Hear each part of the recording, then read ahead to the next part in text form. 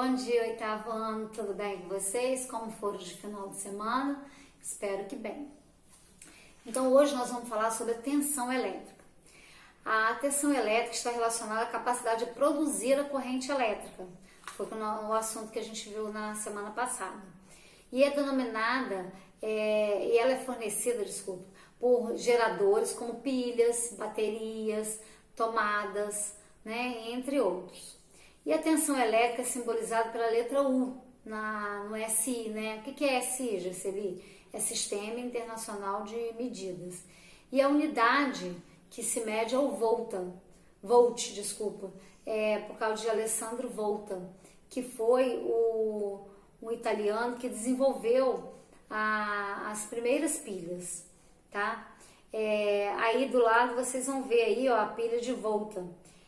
Pilha porque ele foi empilhando, né, vários discos de zinco e foi umedecendo esses discos de zinco por uma solução ácida. E aí, né, o que ele fez? Ele fez com que a corrente elétrica fluísse mais, que a gente sabe que o cobre é bom condutor de eletricidade. E essa é a reação química entre o ácido e os metais, né, de cobre. Retiraram os elétrons, causando um acúmulo de elétrons no disco, e essa diferença de tensão é justamente quando o fio é conectado. Existem tanto que falam aí que existem fios de alta tensão, que são os fios onde a carga elétrica lá é muito grande. Se você tomar um choque, você pode até ter uma parada cardíaca, né? Dependendo da tensão que é. Por isso que, e também os eletrodomésticos, eles podem ser 127 volts ou 220 volts. Geralmente ar-condicionado, chuveiro elétrico, ele vem com 220. E algumas cidades também só trabalham com 220. Por isso que os aparelhos, ou eles são bivolts, ou seja, eles funcionam tanto a 120 volts ou 220 volts, ou eles são especificamente 220 volts. Aqui próximo eu sei que tem Friburgo, que toda a eletricidade lá é 220 volts. Então todos os aparelhos que você comprar, um ferro elétrico, um micro-ondas, uma cafeteira, elas precisam todas serem 220. Já seria o que acontece se a gente colocar uma cafeteira 220 volts na tomada 120? O funcionamento dela vai ficar lento. E o contrário, se a gente colocar uma cafeteira que é 127 volts, né, a voltagem dela, e colocar 220, a gente pode queimar, porque a carga, né, a corrente elétrica que vai passar para ela é muito forte, pode fazer com que ela queime.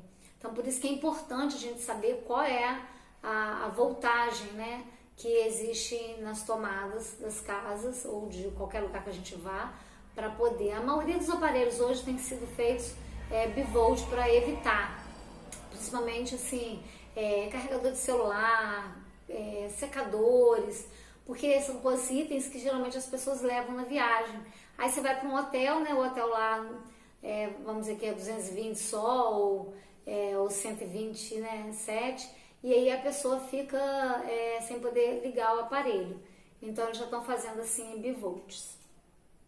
Bem, os geradores elétricos são dispositivos que produzem tensão elétrica entre dois terminais. Os principais, né, como já falei, a pilha, a bateria e usinas de energia elétrica. Quais usinas? As hidrelétricas, as eólicas, termoelétricas, geotérmicas, nucleares, as solares, todas elas. As pilhas são capazes de acumular carga elétrica com as reações químicas. Uma das características das pilhas é a tensão contínua, ou seja, uma tensão aproximadamente constante ao longo do tempo. Isso faz produzir a corrente elétrica contínua, que permite definir os polos como negativo e positivo. Tanto que quando a gente vai colocar uma pilha, tem um lugar que é mais, outro lugar é menos. E na hora que a gente for colocar num aparelho, tem que observar bem isso, para poder, a gente, se colocar errado, não vai funcionar o aparelho. E a gente tem também a corrente elétrica alternada. E essa corrente, ela chega às residências invertendo o sentido de movimentos elétricos muito rapidamente, tá?